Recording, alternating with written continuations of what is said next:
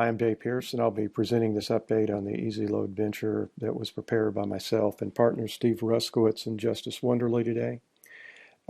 Based on feedback from last week's presentation, we've tried to reduce the amount of detail in the slides and the narration and replace those with some more visual evidence to support both the problem and the proposed solution. For those interested in or want to get a refresher on the additional detail for the business model and roadmap, etc., I'd refer you to the V2 slide deck that was uploaded to the discussion board last week.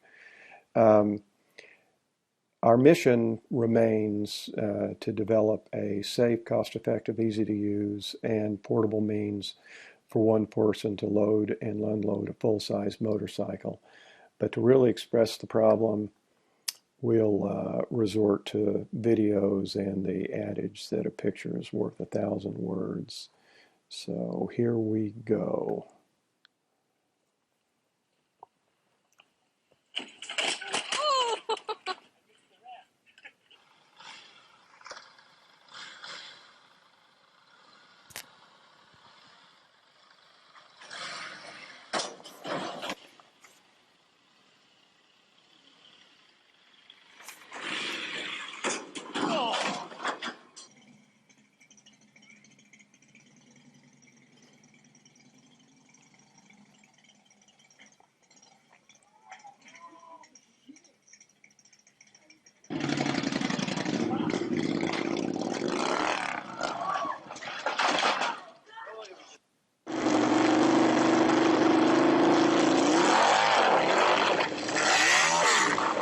Dang.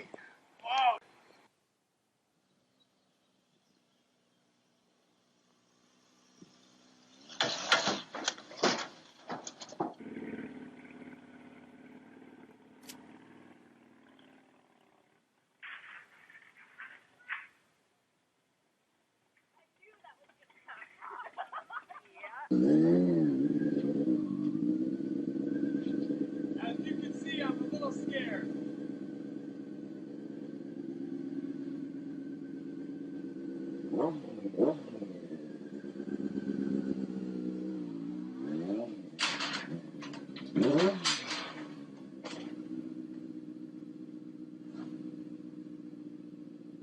That's what I didn't want to happen. So suffice to say that the individuals in those videos were not the sharpest tacks in the sack. But even with common sense and good planning, using conventional equipment can go wrong. And when it does, it's painful both in the pocketbook and potentially to the body.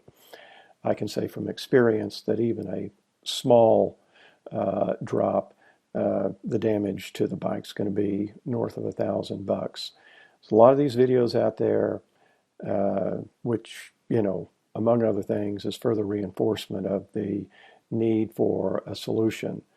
Our solution, which we think is going to be the best available, requires that the system be quick to set up, proven to be safe, little to no physical exertion required, only one person needed to perform the job, and being fully portable so you can unload and load when you get to your destination.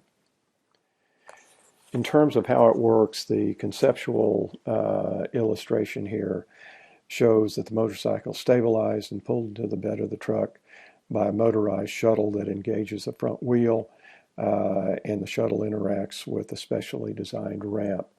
Going to the detailed 3D model, you can see that the cogs in the two front wheels engage slots on the ramp to ensure slip-free drive up the ramp and all the way to the end of the bed. The shoe and the ramp also interact to stabilize the motorcycle from tipping by means of rollers that engage the upper flange of the ramp side rail, much as the track mechanism for a folding garage door. The unit's powered by the 12-volt power port in the truck. In terms of a fair price, we believe that the price point is absolutely key to changing the current paradigm of just basically taking your chances with a $100 ramp and it's somewhere between 1,000 and 2,000. This analysis shows that the upper end is represented in the 2,000 to 3,000 category by some, functional but complex and expensive units that are out there, which don't have all the capabilities of what we're proposing. And then the mundane trailer, which, although difficult to park, maneuver, and store, is safe and easy to use. So this tells us where we think the pricing should be, and feedback from customers is what we need to prove that. So what have we learned so far? What this shows is a sample of 13 folks who, while a small sample, are nevertheless a very important one because they represent individuals that we've taken through the entire process, which is to say the original problem, the solution description, the conceptual design, and most recently, the minimum viable product, which is represented by the detailed design, the 3D solid model. And what this tells us is that over 80% of the folks would be willing to pay, somewhere above $1,000 for the system. Again, more data is needed to prove that, and we're working on that, as will be discussed. In terms of market opportunity, again, based on our survey, 70% of riders would be willing to pay $1,000 for the product. If you look at the total number of motorcycles registered in the U.S., 9 million as of 2012, since 20% of those bikes would fall into the expensive and full-size category, we have a TAM of over 12 million, which is not too bad, since that represents gross margin in the 5 to 6 million area. Very brief competitive analysis. There are, a couple of products out there. 2 years ago, there were not any. These two products are being distributed by established companies. So again, that's credibility that there is a need and a market for these things. What we believe is that, by being a close follower, we're going to come in at a price and a feature set that can be a winner.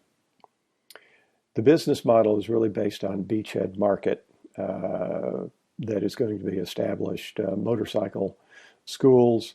We plan to demonstrate the product at these events.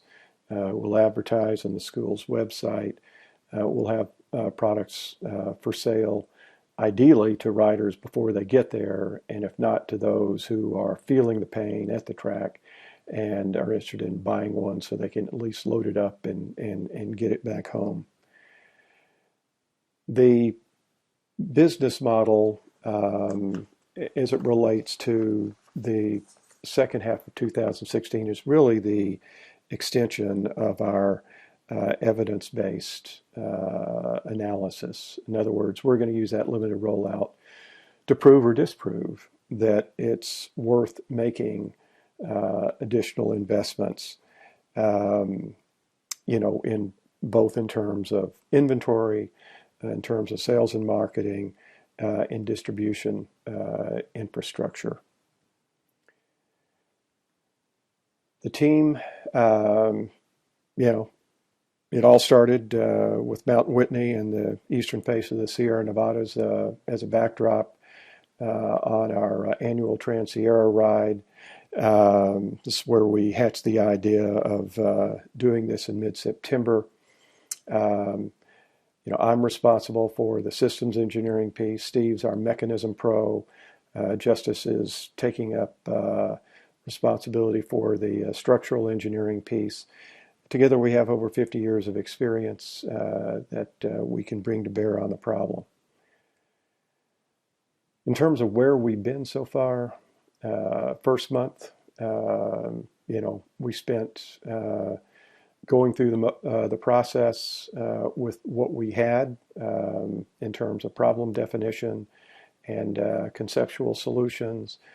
We used the test and learning card approach and documented the results in that fashion. The people we've interviewed are consistent with the persona. It says here, experienced, committed riders, currently owners of full-size motorcycles, and they're serious people. I mean, they're people who have a commitment to the field. The first half of October was developing our MVP, which we believe, and this is being reinforced, is giving us the credibility to do simulations and cost estimates. Where we're headed, established relationships with 3 large motorcycle clubs. We're hoping to get extensive feedback from these guys and potentially get some sales leads. Ultimately, we'd like to have a booth at next year's Laguna Seca motorcycle event. I'm not going to go through the validation comments other than to say that a lot of good feedback, detailed, thoughtful feedback, and it tends to reinforce features and price points. Financial projection, even if we have to push out revenue and bring investment in, we're still looking, have a good shot at $500,000 at the end of 5 years. We've reduced our initial ask based on feedback to just get us through the first 5 systems. And unless there's any questions, we thank you for your time today.